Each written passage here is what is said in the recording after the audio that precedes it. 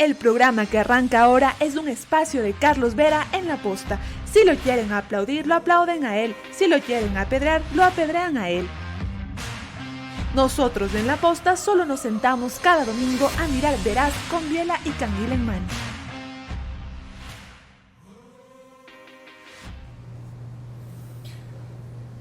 Bienvenidos a una entrevista veraz con la secretaria de Derechos Humanos del Gobierno, nombrada recientemente por el presidente Lasso para que dirige el organismo técnico encargado de enfrentar el tema crítico de las prisiones. ¿Y saben qué? El informe de la Comisión de Soberanía, Seguridad y otras hierbas de la Asamblea concluye que esta señora tiene que ir a juicio político, aunque no lo dice ya con esas palabras, porque es una de las responsables de lo que está pasando allí. Doctora Bernarda Ordóñez, bienvenida. Para empezar, solo puntualmente, dígame cómo va a enfrentar esas acusaciones, esos reclamos y ese eventual juicio político. Buenos días, Carlos. Un saludo a toda la ciudadanía que nos mira y que nos escucha. Carlos, desde la Secretaría de Derechos Humanos y el país hoy por hoy tiene muchísimas crisis y muchísimos retos que superar. En este corto tiempo de 5 meses que estamos en funciones, hemos roto varios paradigmas. El primero de ellos es haber conseguido financiamiento para nuestro mandato más importante, que es la erradicación de la violencia hacia las niñas y a las mujeres. De un presupuesto de 1.5 millones nos disparamos a 24 millones de dólares. Eso es gestión. Hemos hecho en este tiempo lo que no se ha hecho en 3 años, porque la Secretaría de Derechos Humanos tiene apenas 3 años. Y con respecto al juicio político que se está planteando en la Asamblea Nacional, bueno, en primer lugar, todavía no se ha dado eso. La Comisión de la Asamblea Nacional ha hecho un proceso de investigación que desde nuestra perspectiva no aporta mayores novedades a lo que ya sabemos y que de hecho el país y la ciudadanía exige ya acciones concretas, soluciones concretas para el problema de la crisis penitenciaria. Y como siempre lo hemos hecho, a todos los desafíos los enfrentamos con altura, con solvencia técnica y con soluciones que requieren el país. Y ya van a ver ustedes con qué propuestas, porque hay una reciente de una unidad emergente o algo así, ya van a ver el nombre y la función concreta para cumplir esta misión. Como es evidente, estamos de día, el programa se graba en el piso 33 del Bankers Club, cosa que es un sacrificio para esta doctora, porque sufre de vértigo. Y por eso no se acerca a la ventana. Empezamos así, Veraz.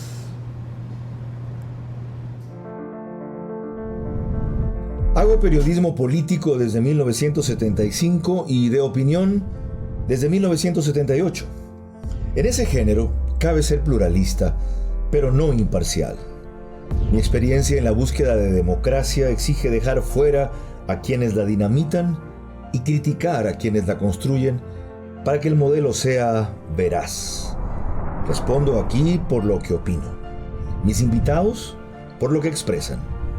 Nada de eso compromete o representa a este medio. Una entrevista veraz es la mejor forma de conocer la verdad. A eso los invito. Ahora. Este espacio veraz se emite gracias a Vaporex, Telconet Latam, Solca, 70 años, UES.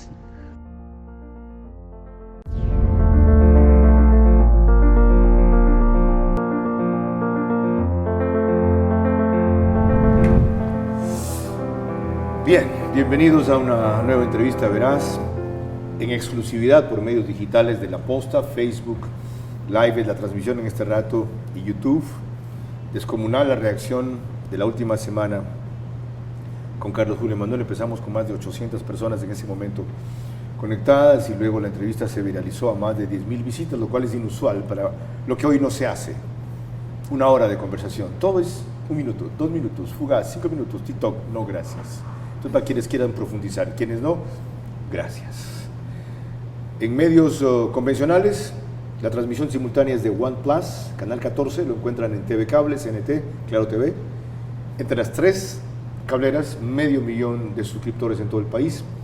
La cobertura en radio ahora se ha ampliado en FM, 88.9, Di-Blue, que antes era Santa Elena, El Oro y Guayas, está en cerca de 15 provincias, me lo reportaron así el domingo pasado.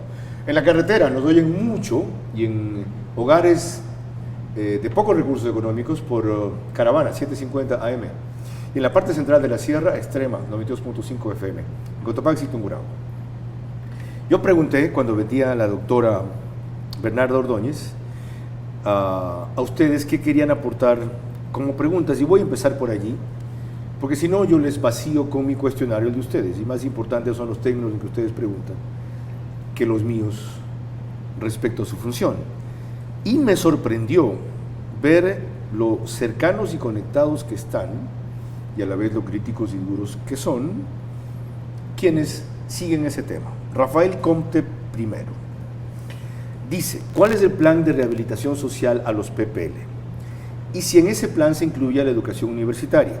Y que si gusta, la puedo asesorar al respecto. Si no me equivoco, él escribe en Expreso. En Expreso, sí. Rafael Comte, adelante. Ya. Con respecto a las políticas públicas, estamos justamente trabajando en el directorio del organismo técnico, que es el cuerpo colegiado de los ministros del eje social. En educación, lo que primero hicimos fue un diagnóstico de levantar cuántos docentes están efectivamente dentro de cada uno de los centros de privación de libertad. Estamos con aproximadamente 200 docentes. Estamos finalizando un año bastante complejo y lo que hemos hecho es, primero, el diagnóstico de cuántas personas privadas de libertad tienen educación básica, media, cuántos han accedido a educación superior y a partir de ahí la programación de la política pública. Para no dar palos de ciego. No, es que no se puede, no podemos seguir improvisando. Ok, la otra cosa, esos 200 docentes presos, ¿qué rol cumplirían?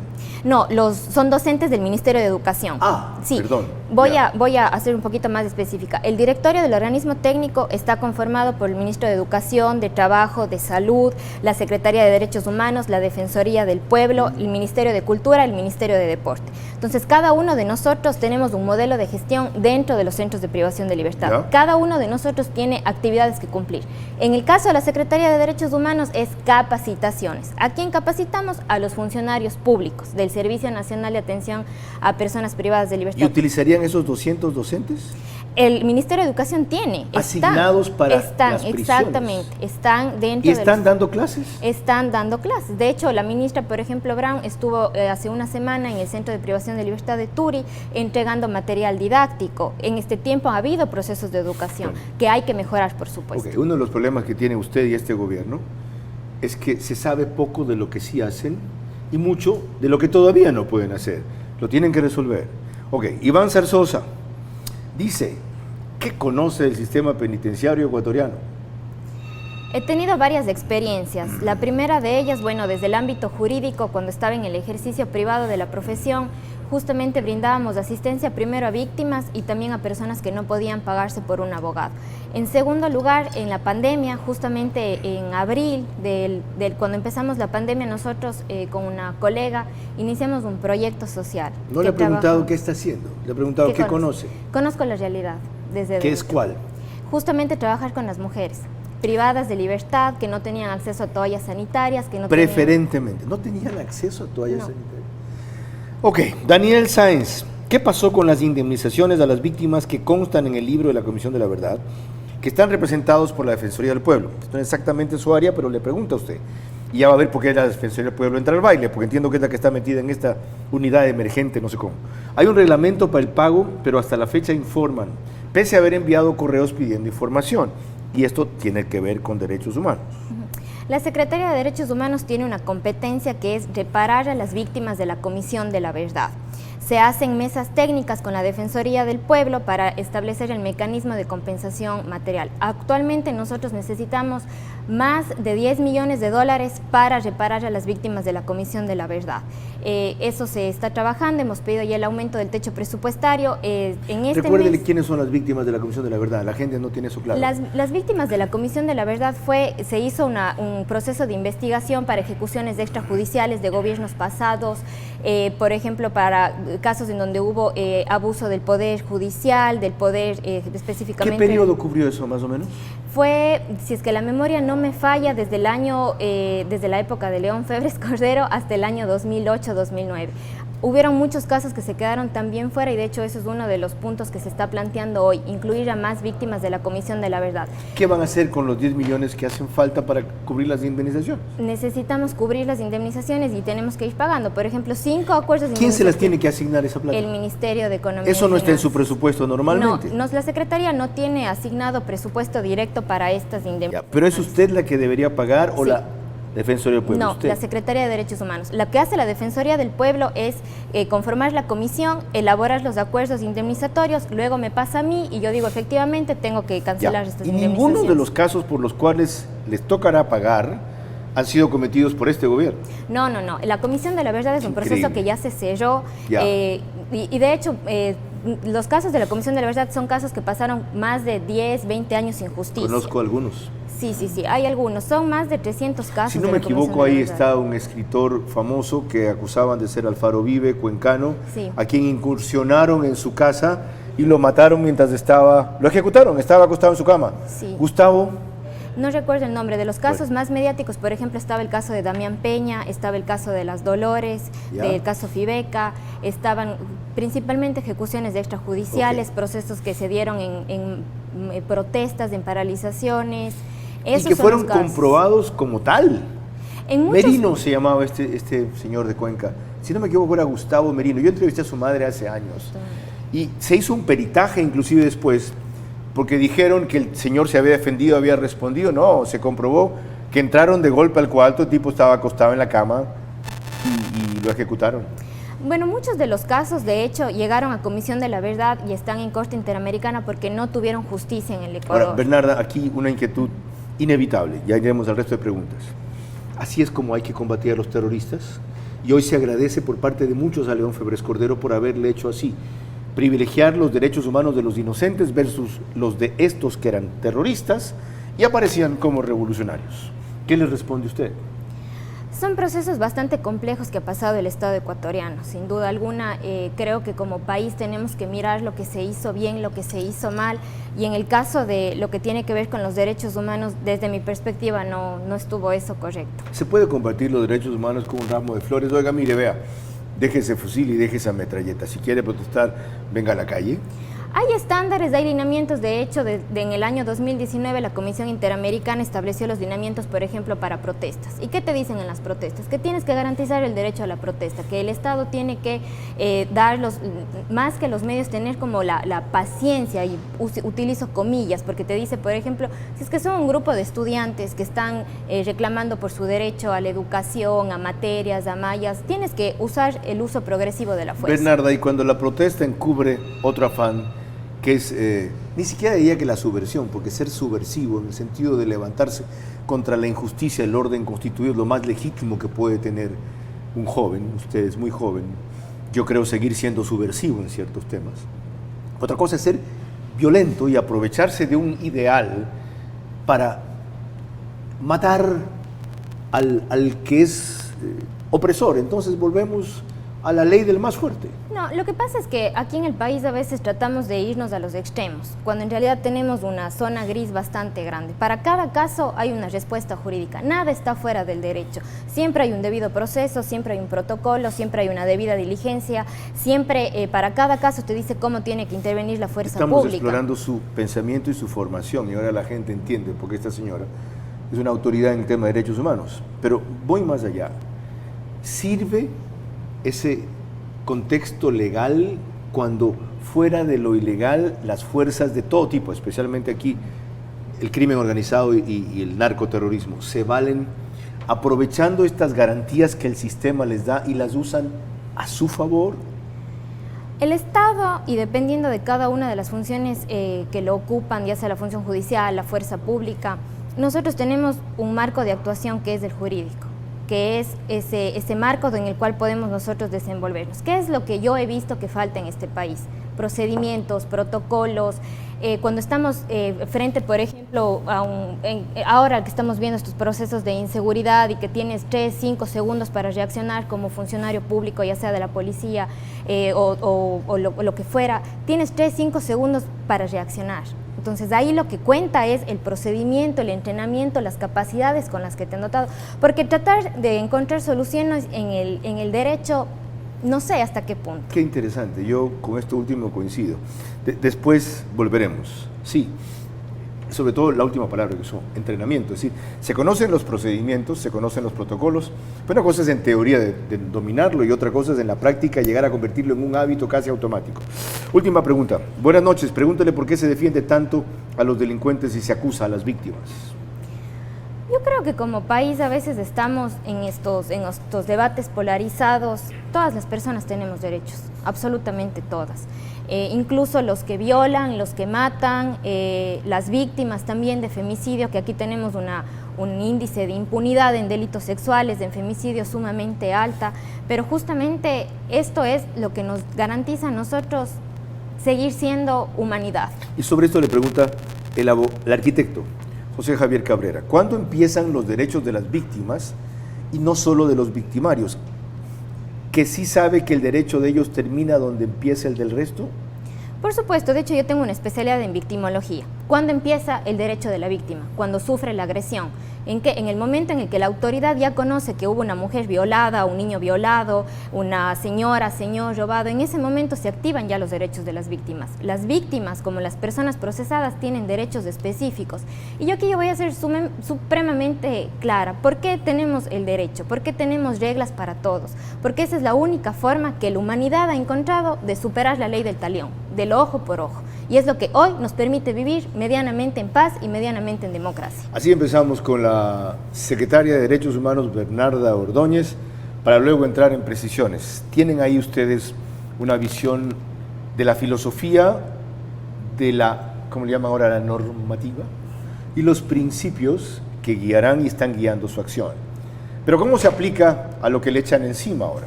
La crisis carcelaria. Con eso volvemos enseguida.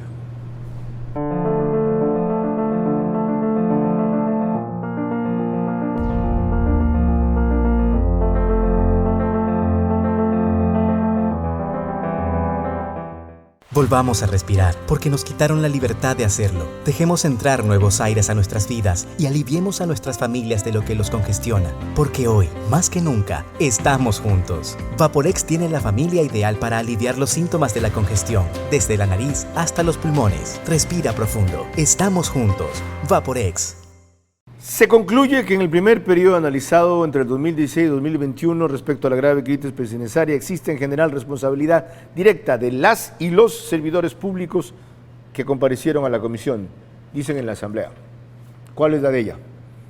Lo analizamos al volver. Vive la Navidad en el Bankers Club. Contamos con diferentes opciones para celebrar con amigos, familia y paquetes especiales para empresas desde $33.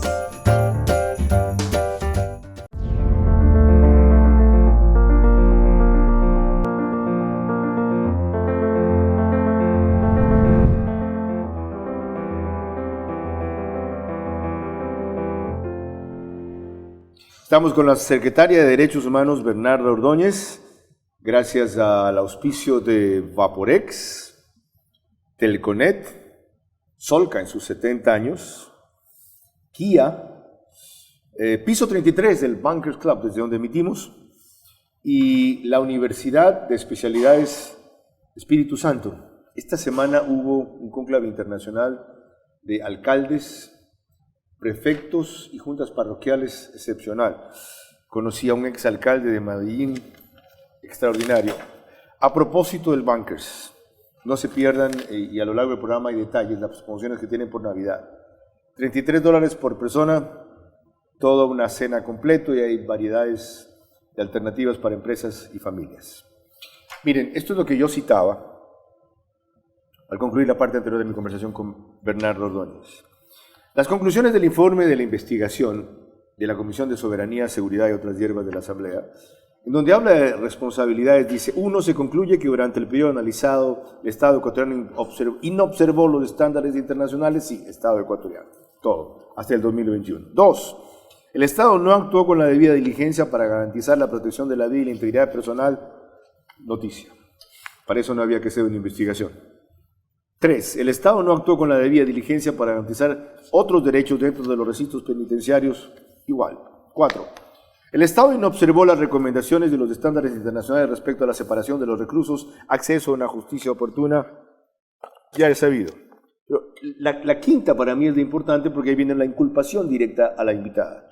Se concluye que durante el periodo analizado, esto es 2016 al presente 2021, respecto a la grave crisis penitenciaria, existe en general responsabilidad directa de las y los servidores públicos con competencias constitucionales. Miren, respecto a la crisis penitenciaria, ya, debieron haberse referido la investigación a las masacres.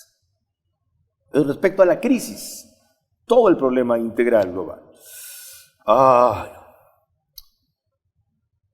Y los servidores públicos con competencias constitucionales y legales específicas y concretas frente al Sistema Nacional de Rehabilitación Social, al Sistema Judicial y a la Rectoría de Derechos Humanos. Esto es, quienes actuaron en calidad de, y aquí viene la lista de responsables directos.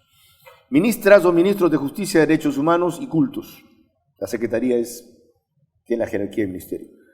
Pero si no quedó claro, secretarías o secretarios nacionales de Derechos Humanos, integrantes del Directorio del Organismo Técnico de Rehabilitación Social, presidentes o presidentas del Directorio Orgánico Técnico de Rehabilitación Social, directores del Organismo Técnico y Servicio Nacional de Atención Integral de Personas Adultas, el Pleno del Consejo de la Judicatura. ¿Saben qué hubiera sido bueno que digan? Ya que comenzaron el 2016, ¿quiénes eran los responsables de esas organizaciones en ese momento? Eso hubiera sido bueno que digan. ¿O no saben quién dejó armado el sistema penitenciario como tal para que la crisis estalle por lo que ya hemos analizado?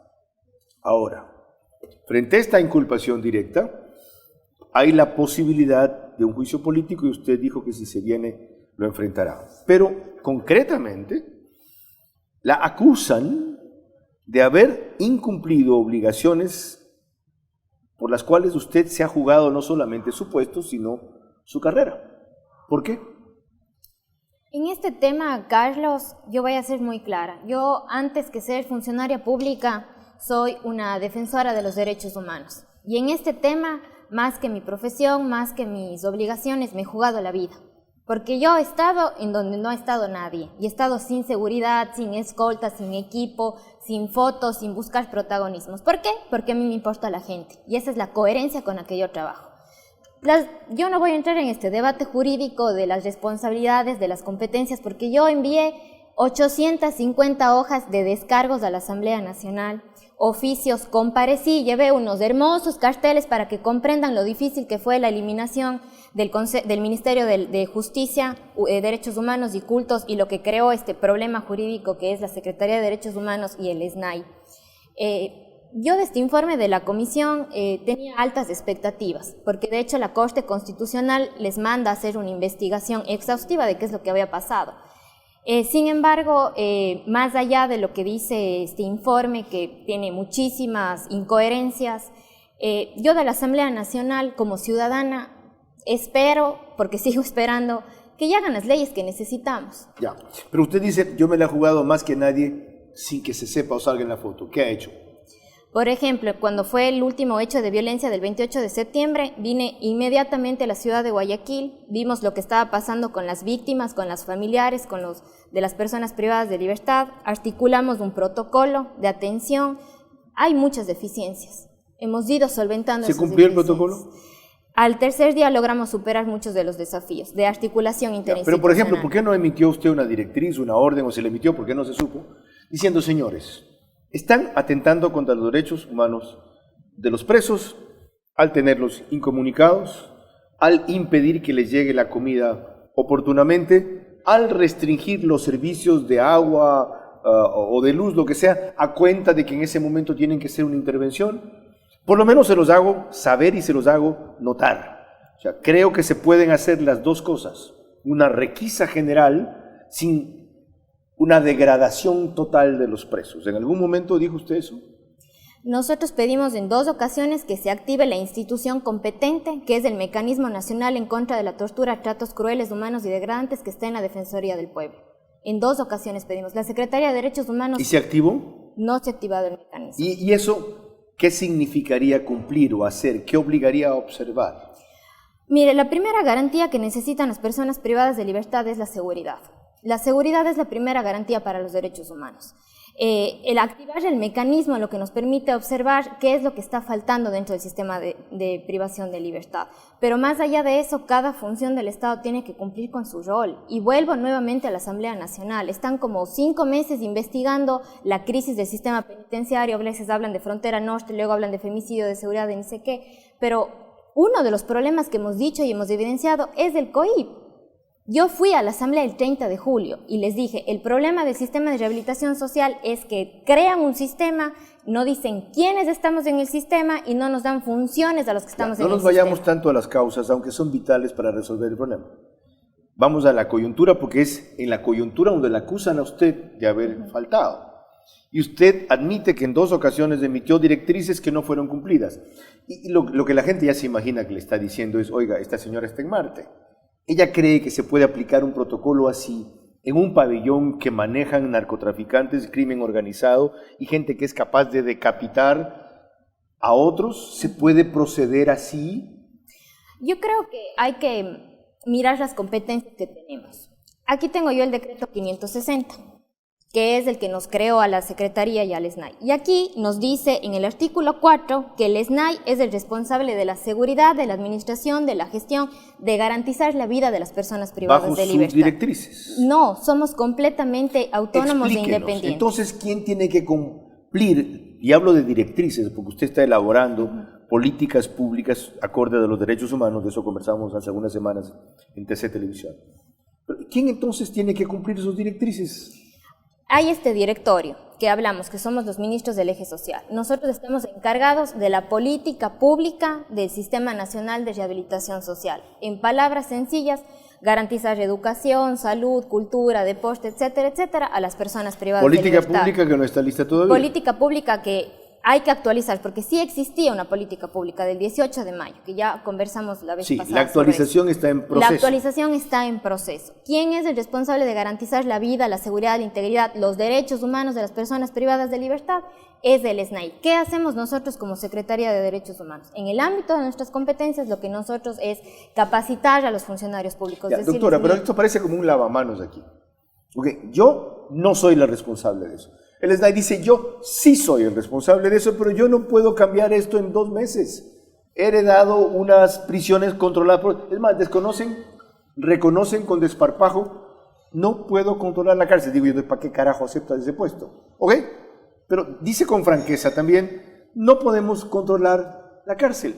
¿A quién le reclamo? O sea, ¿por qué no estamos en las páginas de amarillas? ¿Por qué no estamos en las páginas de amarillas? Usted era muy joven cuando ese comercial está de moda. ¿Por qué no estamos en las páginas de amarillas? Equivale a el florón está en mis manos, de mis manos, ya pasó. ¿A quién le reclamamos? Todas las funciones del Estado tenemos un rol aquí que cumplir.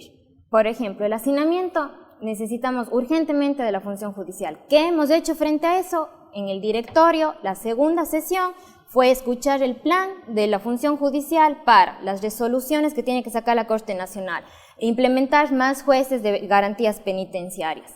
El tema de la seguridad es responsabilidad del SNAI y del eje social. ¿Por qué todo va tan lento? El daño que se hizo a la institución es supremamente grande, supremamente grande. Entonces, los cambios que se están haciendo, efectivamente, han habido acciones urgentes y también estas acciones ya de normativa, de actualización, son procesos lentos y paulatinos. ¿Acciones urgentes como cuáles? De las acciones urgentes, convocar al directorio. Ya tuvimos las 5 sesiones que hablamos la vez pasada, ya escuchamos al eje de justicia, ya sacamos las directrices para que el mecanismo nacional pueda entrar e intervenir en los centros de privación de libertad. Recibimos, por ejemplo, uno de los temas que siempre se habla es del censo penitenciario. Ya está el INEC, ya nos presentó la lista de preguntas, la metodología, lo que se necesita, cómo se va a hacer. Por ejemplo, con el tema de recursos económicos y de institucionalidad, ya se instaló la mesa con el Ministerio de Finanzas. Yo entiendo que ustedes están revirtiendo un proceso de años, lo entiendo. Pero ¿cuándo se podrán ver los primeros resultados? Y pasemos a lo que mencioné al principio. ¿Qué va a hacer hasta tanto esta unidad emergente de algo que ustedes han creado? El directorio del organismo técnico aprobó en esta semana, el 10 de noviembre, la constitución de una comisión de intervención emergente. ¿Por qué estamos haciendo esto? Y vuelvo al COIP. El COIP es, y la última reforma que se hizo en el año 2019, puso un candado. ¿Y cuál es este candado? Que el eje de la seguridad y el eje social no podamos trabajar articuladamente. Por más que nosotros quisiéramos invitar al directorio al eje de seguridad, no se puede. El COIP no nos deja. Explíquenos un poquito más en qué punto. Me parece increíble lo que puso. Sí, o sea, los obliga a trabajar aislados cuando deberían trabajar integrados. Exactamente. ¿Qué norma es esa? ¿Qué artículo? ¿Qué dice? Eso está en el Código Orgánico Integral Penal. Sí. El famoso COIP, donde pusieron todos los delitos para hacer un solo libro. ¿Ya? Desde el artículo 672 empieza a hablar del Sistema Nacional de Rehabilitación Social. Ahí es que dicen, el Sistema Nacional de Rehabilitación Social es el conjunto de normas, principios e instituciones que garantizan la ejecución penal. ¿Quiénes son? ¿Qué hacemos? No dice. Y de ahí dice, el directorio del organismo técnico está conformado por los ministros del eje social. Del eje social. Ahí no interviene el eje de seguridad. Y para las personas que me están escuchando... ¿En su directorio no está el Ministerio de Gobierno? No, le invitamos para que forme parte, miembro permanente, pero tuvimos que hacer una resolución y solo puede participar con voz y no con voto. ¿Tampoco está el Ministerio de Defensa? No, porque el eje de seguridad está completamente excluido. ¿Ni la Comandancia General de Policía? ¿Ni la CIES, que tiene que ver con inteligencia para aportar a seguridad? Tampoco. Entonces, por eso, Carlos, vuelvo al informe de la comisión y vuelvo a este tema. Si hoy por hoy tenemos un problema en el sistema de rehabilitación social, empieza por las leyes. Ya. Las leyes de este país. ¿Qué va a hacer la Comisión de Intervención Emergente entonces hasta tanto? Claro, entonces tenemos este problema normativo y ustedes saben que los funcionarios públicos tenemos ese cuadradito de acción del cual no nos podemos pasar porque más allá de las responsabilidades políticas tenemos responsabilidades penales y administrativas. Pero este país necesita soluciones más allá de estar diciendo, esta es mi competencia, aquí actúo, esto no, que ni sé qué. Entonces, ¿qué fue lo que hicimos? Primero, en el directorio hicimos un plan de trabajo. Ese plan de trabajo se ha cumplido 100%. De hecho, ya reporté a la Corte Constitucional, todos los puntos que nos mandó al directorio están cumplidos en un 100%. Y uno de esos puntos era tener directrices claras para el Mecanismo Nacional en contra de la Tortura. Entonces, esa fue la sesión previa. En la sesión del 10 de noviembre creamos esta Comisión de Intervención Emergente en donde estamos uniendo al eje de seguridad y al eje social para intervenir, para buscar un proceso de pacificación en los centros de privación de libertad. Aunque legalmente no estén constituidos para eso, pero por esta vía jurídica que ustedes han encontrado, los integran teniendo una opinión, pero no teniendo una decisión, en el sentido que tienen voz y no tienen voto. No, creamos ya con el directorio, aprobamos por resolución, le estamos dando el contenido jurídico y va a liderar la Defensoría del Pueblo. Entonces tuvimos que hacer como que toda una vuelta para llegar a lo que tenía que haber estado desde el momento. ¿Por qué va a liderar la Defensoría del Pueblo y no usted? Porque la Defensoría del Pueblo es la entidad nacional de derechos humanos, es la rectora. El artículo 215 de la Constitución dice que la Defensoría del Pueblo tiene la tutela. Y a mí siempre me dicen, Carlos, entonces, ¿qué hace la Secretaría de Derechos Humanos? Correcto. Políticas públicas, porque yo soy del Ejecutivo, recordemos eso, soy del Ejecutivo. Ok, estamos aprendiendo y entendiendo. Y sobre todo dando a conocer cosas que no se saben y deberían trascender. Este programa es para eso, aunque esa es una obligación principal no solo de la institución que preside la doctora Ordóñez, sino del gobierno. Esto es consecuencia también de haber hecho ese proceso de transición sin beneficio de inventario, ni decir, miren, así recibimos las cosas. Producto de no dejar eso claro, es que ahora se le reclama a este periodo lo que no se hizo en décadas. Todavía están a tiempo.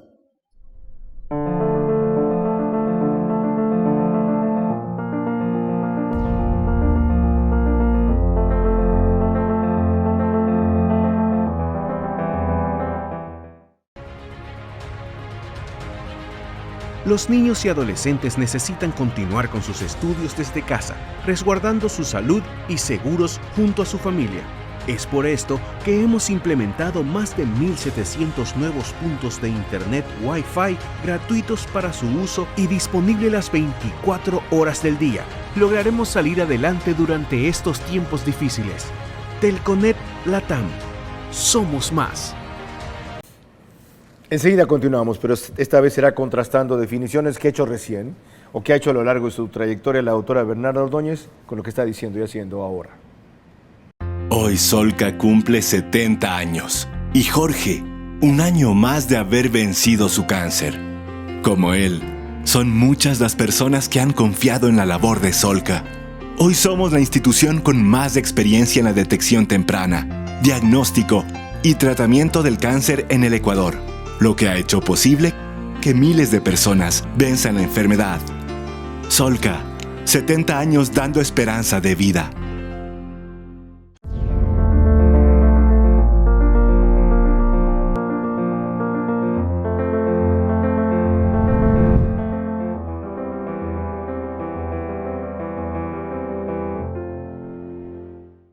Tercera parte de esta entrevista Veraz con la doctora Bernarda Ordóñez, secretaria de Derechos Humanos, que se emite en exclusiva por medios digitales a través de La Posta, Facebook Live y YouTube.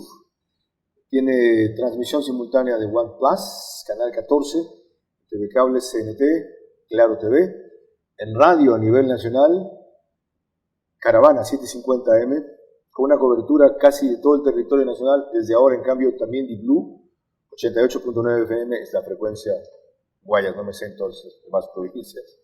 Y en la parte central de la sierra, 92.5 extremo FM. Les dije que vamos a contrastar en cambio las posiciones de la doctora Bernarda Ordóñez con sus definiciones de ahora. Y la primera tiene que ver con su vocación feminista, defensora de derechos humanos y especialmente de combatir la violencia hacia la mujer.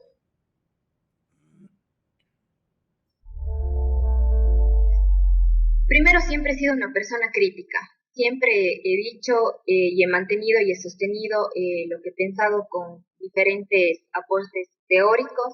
Creo que también otra de las características que me ha permitido colaborar es justamente mirar estas otras visiones y estas otras perspectivas y sobre todo, Anderson, buscar puntos de encuentro. Porque aquí sí voy a hacer un comentario muy personal. Es muy fácil ubicarnos en las orillas diferentes de pensamiento y decir esta es mi postura y aquí me mantengo y aquí me quedo, cuando en el día a día muchos ciudadanos ecuatorianos están padeciendo hambre, frío, y las discusiones teóricas son muy importantes, pero lo más destacable que uno puede hacer y en lo que más demanda esfuerzo es justamente en los puntos diferentes buscar coincidencias, y eso es lo que nosotros estamos haciendo, trabajando desde todas las conciencias que tenemos y para así hacer lo que siempre hemos dicho, construir un estado de diversidad y de respeto. Y aquí viene mi primera inquietud, doctora. Tras eso que le dijo usted hace algunos meses, Anderson Boscán, ¿ha encontrado puntos de encuentro con otras posiciones?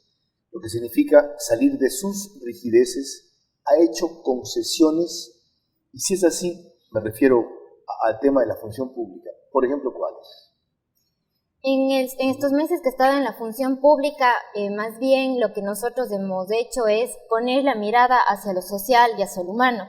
Por ejemplo, en esta crisis penitenciaria que estamos hablando hoy en día, nosotros hicimos o evidenciamos cuál es el problema de fondo. Y el problema de fondo es que los niños a los 11 años ya están en problemas de narcotráfico, ya están en problemas de violencia intrafamiliar. Evidenciar eso nos permitió demostrar la importancia de activar al eje social para combatir este problema, porque lo que estamos viviendo en los centros de privación de libertad es el producto del olvido del Estado. Ya, esa es una siembra, la que está haciendo con los niños, para que no se repita el proceso, que dará frutos a largo plazo. ¿Qué hacen con los PPLs no susceptibles de rehabilitación? Porque hay un grupo de presos que clínica y científicamente se estudian, podemos discutir las razones, pero que no son susceptibles de rehabilitación. ¿Cómo lo ve una secretaria de Derechos Humanos a ese tema? Hay delitos y hay procesos personales que cada persona privada de libertad tiene. Para los casos en los que no es posible la rehabilitación, estamos hablando, por ejemplo, de procesos en donde una persona tiene ya niveles mentales, de enfermedades, le doy un ejemplo. tratamiento. Si estuviera el monstruo de los Andes preso, violador, por ejemplo, o Camargo Barbosa, ya, ¿tratamiento es decir, él no debe estar en una prisión, sino en una clínica? No, tratamiento desde el punto de vista del eje de salud. Por ejemplo, si es que tiene alguna enfermedad venérea, si es que tiene problemas de ansiedad, depresión, si es que tiene alguna enfermedad, se les tiene que hacer tratamiento, garantizar la vida. ¿Usted es partidaria, por lo menos, de que se estudie la posibilidad de cadena perpetua para ese tipo de perfiles o no? En este tiempo y desde mi ejercicio de la profesión hemos estudiado cuál es el fin de la pena. el fin de la pena es que las personas no cometan delitos, es un medio disuasivo, y el segundo es que este proceso o este tiempo dentro de un centro de privación de libertad te sirva para tener un proceso de rehabilitación. ¿Qué es lo que nos dicen los estudios técnicos? Que una persona puede estar máximo 10 años en un centro de privación de libertad y ahí podemos hacer una incidencia. Pero cuando tengamos efectivamente procesos de rehabilitación social, cuando todos los ejes de salud, educación, cultura, trabajo estén activos. Eso nos dice la ¿Dónde hay eso? ¿Dónde funciona eso? Mira, hay algunas experiencias positivas en países que efectivamente no comparten nuestra realidad, que no tienen, para empezar, el problema de violencia y el problema de drogadicción que tenemos sí nosotros. Sí hay. ¿Dónde? Están en Europa, por ejemplo en Uruguay se ha avanzado bastante, en Chile también se ha avanzado bastante. Es decir, que es posible. Es posible. Y yo, Carlos, de aquí solo quiero tomarme 30 segundos para poner un ejemplo. Ecuador tiene un problema social que es la violencia y tiene también, por ejemplo, la tasa de alcoholismo más grande, de las más grandes de la región. Estamos terceros. Chile tiene cuarto en problemas de alcoholismo, pero Chile no tiene los problemas de violencia que tenemos nosotros. Entonces, por eso es que cuando a mí me dieron este mandato en la Secretaría de Derechos Humanos es para trabajar la prevención de la violencia. Y allá es a donde estamos yendo. Ok, volvamos de la estructura a la coyuntura. Y esta es la reciente definición que hizo justamente con nosotros nuestra invitada.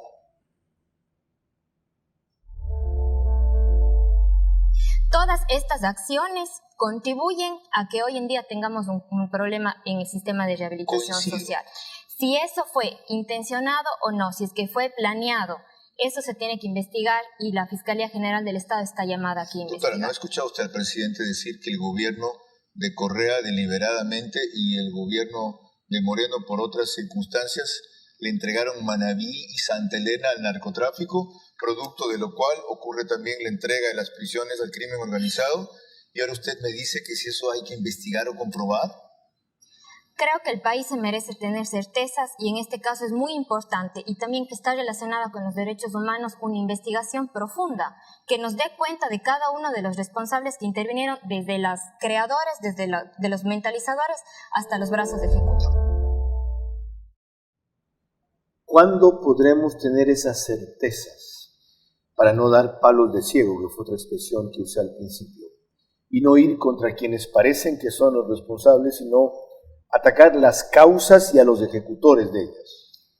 Carlos, yo sigo insistiendo que este país necesita certezas, necesita soluciones, y en cuanto al sistema de privación de libertad, a la crisis que estamos viviendo, podemos separarle en dos. La crisis ya de seguridad, de derechos humanos del sistema de privación de libertad y también la crisis administrativa. En la crisis administrativa, la investigación por ejemplo, ya están procesos de Contraloría, ya se han hecho exámenes, ya se han hecho un sinnúmero de investigaciones. La justicia tiene que actuar en el ámbito de la administración. ¿Sabe qué tienen que hacer? Ver los 4 documentales de 15 minutos que hizo Anderson Buscampa de la Posta y se acabó la historia. No hay nada que investigar. Ahí están los testimonios y las causas de por qué se generó esto recientemente. ¿Por qué más burocracia? Necesitamos investigar y llegar a conclusiones desde la justicia porque yo insisto, y seguramente es por mi formación de abogada y por el respeto que le tengo al Estado y a las instituciones, necesitamos una investigación y unas conclusiones. Y que estas conclusiones nos digan, y de hecho, por ejemplo, la comisión en las 117 preguntas que nos hicieron a la Secretaría de Derechos Humanos, nos pidieron la nómina de todas las autoridades que estuvieron antes en la institución. Entonces, hay cosas que son evidentes, que están a la luz pública, como fue el reportaje, por ejemplo, de la Posta. Y de hecho, en el segundo segmento, cuando se ve el proceso de cómo es el microtráfico, hay un testimonio que dice justamente lo que nosotros hemos dicho con datos. Empiezan niños, no hay edad para empezar en el negocio de la droga. Y nosotros no somos funcionarios públicos de escritorio. Yo tengo una competencia que es proteger la zona intangible en la Amazonía. Cuando yo me fui allá, ¿qué encontré? Niños de 6 y 11 años guaraníes que están muy lejos de la ciudad, que ya están en problemas de alcohol, que ya están en problemas de drogas, que ya tengo agresiones sexuales que son sin precedentes. No puedo creer. Entonces, esas son las causas que estamos teniendo hoy en día y que terminan en este problema. Entonces, por eso yo voy y vuelvo. La solución está en lo social. ¿Sí? No, y yo entiendo y comparto que para no dar palos de ciego por tercera vez, y esta vez sí apuntar hacia una solución integral, se precisa un diagnóstico. Pero la sensación que hay es que ustedes los eligen y a usted la ponen para explicarme documentadamente, estadísticamente, técnicamente, lo que ya sabemos empíricamente. ¿Y de qué diablos nos sirve si eso no cambia la realidad? Creo que el Ecuador está viviendo una crisis sin precedentes en el ámbito de lo que tiene que ver con el sistema penitenciario. El diagnóstico que nosotros hemos hecho y desde que asumimos el directorio del organismo técnico por delegación del presidente de la República, no nos hemos quedado en el diagnóstico. Hemos dado ya pasos firmes y mis competencias y mis responsabilidades es la política pública. Y en esa política pública hemos avanzado, por ejemplo. ¿Y eso en apenas 2 meses? Menos de 2 meses. Yo estoy nombrada desde el 1 de octubre. Okay. Carlos, solo para mencionar cómo nosotros llegamos a la institución. Cuando yo llegué el 24 de mayo a la Secretaría de Derechos Humanos, llegué y estaba con el IES bloqueado. ¿Por qué estaba el IES bloqueado? Porque había un problema de glosas de lo que se dividió el Ministerio de Justicia. ¿Y eso qué le impedía hacer? El IES bloqueado significa que mis funcionarios públicos no pueden acceder a los créditos quirografarios, por ejemplo. Ya conseguimos el financiamiento. Es decir, usted tiene empleados que no podían trabajar con tranquilidad. Es una de las mayores ¿Cómo preocupaciones les puede pedir que y yo tuve. exigir cosas si estaban bloqueados? Así llegué el 24 de mayo, pero no me quedé en así llegué, así recibí la secretaría, no. Ya conseguimos los recursos, ya levantamos el proceso judicial, ya vamos a pagar. De los escáneres, no. ¿Ha pensado en renunciar? Jamás. ¿Cree que la van a enjuiciar políticamente? No se atrevería. ¿Y qué pasa si la censuran? Si la censura, la destitución es lo que menos me preocupa. ¿Por qué? Yo vine aquí a cumplir con un mandato. Y ese mandato es, primero, darles una respuesta a las niñas y mujeres de este país. Segundo, encargarme de la política pública del Sistema Nacional de Rehabilitación Social. Ya tenemos a los expertos jurídicos. Para eso va a necesitar por lo menos continuidad en su función un par de años. Por supuesto. ¿Cómo lo va a lograr? Nosotros estamos instaurando procesos. Por ejemplo, con las jornadas de la no violencia, que ya empiezan el 25 de noviembre. No basta que uno, como funcionario público, haga una actividad. Tienes que institucionalizar la actividad. ¿La respalda el presidente? Soy delegada del presidente de la República. ¿Y por qué el gobierno, a través del ministerio, en cambio, ha dicho o ha trascendido una cuestión distinta? Ellos sí se la van a jugar por la comandante de la policía cuando salió este informe y por el del SNAI, pero Bernarda Ordóñez, caída libre. Los diferentes funcionarios públicos están concentrados en sus temas desde el Ministerio de Gobierno. La ministra está articulando el tema, por ejemplo, con la CONAIE, con la misma Asamblea. En mi caso, nosotros hemos contestado a la Asamblea Nacional con la solvencia que Esa no fue mi pregunta. Mi pregunta es, ¿cómo se siente desamparado? Tengo un equipo de trabajo que nos hemos literalmente desvelado y dado la vida por este trabajo. Y ahí estamos. A esta funcionaria la respalda algo más importante. Primero, la nominación del presidente, cuya confianza tiene. Y segundo, su valentía y valor. Lo primero es coraje, audacia, dar la cara, como hace. Y la segunda, contenido. Lo que sabe, lo que puede, y sobre todo lo que tiene pendiente, que hay que permitirle hacer.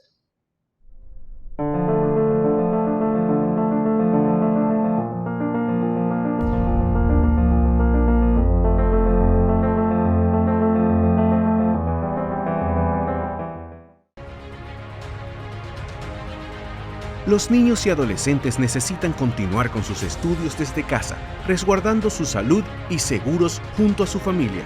Es por esto que hemos implementado más de 1.700 nuevos puntos de Internet Wi-Fi gratuitos para su uso y disponible las 24 horas del día. Lograremos salir adelante durante estos tiempos difíciles. Telconet Latam. Somos más. Enseguida, las respuestas finales de la doctora Bernarda Ordóñez, secretaria de Derechos Humanos, sobre un tema que él ha puesto en la palestra, la crisis carcelaria, respecto a la cual hay un sector de la Asamblea que quiere enjuiciarla políticamente sin tener ni siquiera 2 meses en la función.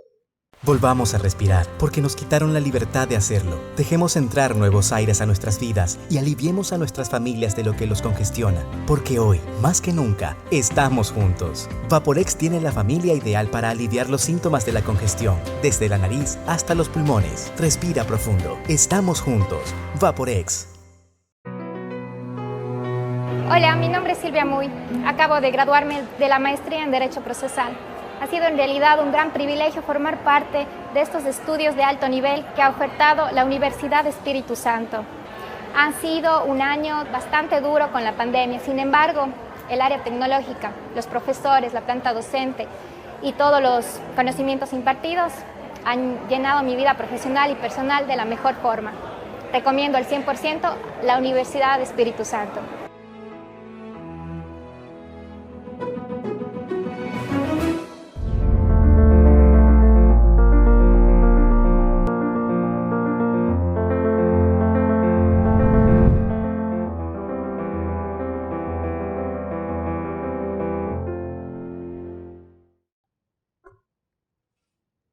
Parte final de esta entrevista con la doctora Bernarda Ordóñez, quien ha sido requerida por mí varias veces y cada vez que le pedí una definición dio la cara.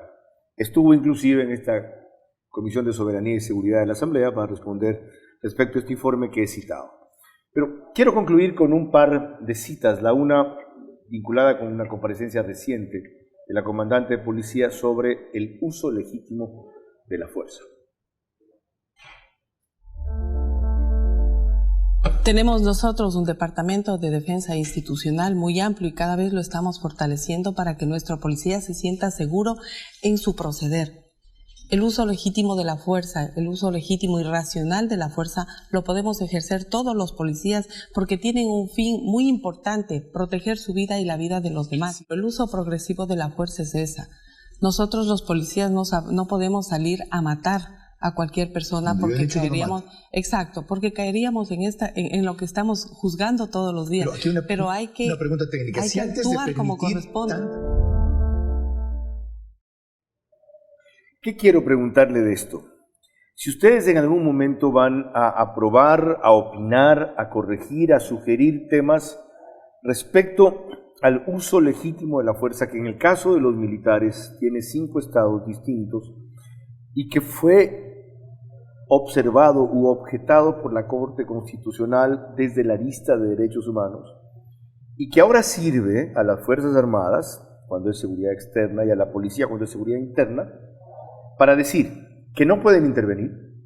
Yo cité un famoso caso en que estaba un francotirador de la policía en la penitenciaría, en la parte alta, como sniper que le llaman los gringos, veía que tenía una escopeta descubierta, un PPL apuntando a alguien, pidió autorización para dispararle y no la recibió. Y él no disparó de motu propio porque dicen, el enjuiciado voy a ser yo y me van a acusar de vulnerar los derechos humanos de un preso por impedir que él vulnere los derechos humanos de quien le iba a disparar. ¿Ustedes van por lo menos a opinar en temas como estos? Con lo que tiene que ver con el uso progresivo de la fuerza pública, cuál es el rol que cumplen, cuáles son los límites que tiene la fuerza pública, porque aquí todos los ciudadanos tenemos límites, ¿no es cierto? El marco jurídico es claro, establece un semáforo de cómo se tiene que ir usando progresivamente la fuerza y específicamente armas, desde no letales hasta armas letales. ¿Le parece adecuado ese semáforo? Lo que pienso yo es que faltan procedimientos. Eso es lo que pienso. Otra vez lo mismo. Es decir, ¿qué falta en ese caso? Articulación de protocolos, que los funcionarios públicos conozcan el procedimiento, porque aquí, Carlos, y yo soy muy clara con la ciudadanía. Una cosa es cómo reaccionamos nosotros, que somos civiles, y otra cosa es cómo reacciona personal que está entrenado, ¿ya? Exactamente. Entonces, y bajo cualquier punto de vista, siempre va a haber un procedimiento. Okay. Dispares o no dispares. Coincido. No Carlos, se le puede pedir lo mismo a una persona que recibe una amenaza inminente de muerte y dispone de un arma letal para defenderse de ella, es decir, de repente dispara antes de que la amenaza se dé, mata a la otra persona, que a un policía que supuestamente está o que debe estar preparado para ese tipo de amenazas. Y perdón que haga un parangón rápido. Es como que si alguien que hace una entrevista en vivo como yo, se le pida que no se controle o que no objete a un interlocutor que está mintiendo, versus un inexperto que no se da ni siquiera cuenta que le están mintiendo. ¿Usted me decía? Sí, Carlos, solo quería tocar un tema que me parece muy importante con respecto a la Asamblea Nacional. Como funcionarios públicos, nosotros siempre estamos claros, al menos yo, que podemos ser observados por la Asamblea, que es el representante de la voluntad popular. Y también estamos claros que somos siempre objeto de lo que la ciudadanía espera de nosotros.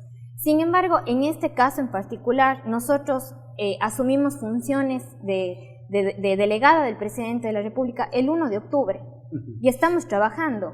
¿Y qué es lo que queremos? Seguir trabajando. Hemos invitado a todas las instancias que se han pronunciado en este tema a construir y a trabajar colectivamente, porque la crisis del sistema penitenciario se va a resolver si es que todos trabajamos juntos. Usted ha hecho en 2 meses, de lo que yo conozco, o menos de 2 meses, más que muchos en 2 años. La última participación que tuvo en Ver a su manera, mi invitada, fue esta, y yo quiero concluir con eso para referirme a lo que ahí trató. Se habla de escáneres, se habla de bandas, se habla de problemas de control incluso de armas. Cuando llegamos y asumimos funciones el 24 de mayo, nos encontramos con una eliminación del Ministerio de Justicia desastrosa, bloqueados del IES, porque cuando dividieron el ministerio y crearon las 2 instituciones, Secretaría de Derechos Humanos y SNAI, nunca hicieron el proceso administrativo como corresponde. Y es bloqueado porque habían problemas con el personal que antes era de la Dirección Nacional de Rehabilitación Social. Escáneres nunca terminaron de hacer el traspaso administrativo. Hemos tenido 22 sesiones de trabajo con el SNAI para hacer el traspaso administrativo de estos papeles. ¿Por qué esto es importante? Porque en papeles los escáneres siguen en la contabilidad de la Secretaría de Derechos Humanos. Y si es que tú tienes que cambiar el escáner, tienes que pedir otro, tienes que ejecutar la garantía, no puedes hacerlo. Eso fue lo que recibimos. Hemos tomado acciones urgentes para la administración. Por eso es que decía que los funcionarios públicos somos responsables por nuestras acciones y por nuestras omisiones. ¿Cuántos de estos problemas se han podido atacar? Prácticamente ya hemos solventado los temas administrativos. Le decía, de los 101 escáneres que estaban en la contabilidad de la Secretaría de Derechos Humanos, hemos hecho el traspaso de 87. Y aquí traje la matriz de las reuniones que hemos tenido con el SNAI y la SDH. La primera reunión tuvimos el 13 de julio, antes de que empiece todo este problema de violencia en el sistema penitenciario. Y la última reunión que tuvimos con acta entrega y con todas las garantías fue el 8 de noviembre. En eso hemos seguido trabajando, lo que le comenté del IES, ya estamos con los recursos. Lamentablemente ahí también había un bloqueo legal que había que levantar y eso es lo que hemos hecho para resolver los problemas administrativos. Doctora, gracias por rendir cuentas a los ciudadanos a través de este espacio, porque es una forma de rendición de cuentas, responder preguntas que comenzaron justamente siendo de ellos frente a una responsabilidad que es suya, pero que no es única, no es exclusiva y es la peor. Quiero concluir diciéndoles que al leer las conclusiones del informe de la Comisión de Investigación sobre responsabilidades de la Asamblea, los 44 puntos, no hay uno solo que dice la Asamblea Nacional debería, la Asamblea Nacional debió, la Asamblea Nacional olvidó, la Asamblea Nacional tiene guardado, la Asamblea Nacional omitió, la Asamblea Nacional es responsable. No hay uno.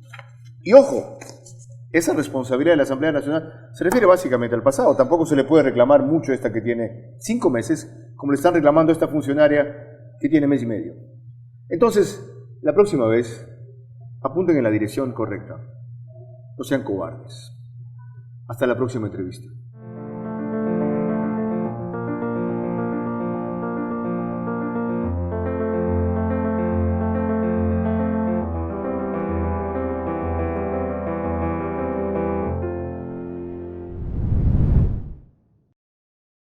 Transmisión simultánea, OnePlus.tv, Radio Caravana 750 AM, T-Blue 88.9 FM, Radio Extrema 92.5 FM en Cotopaxi, Tungurahua.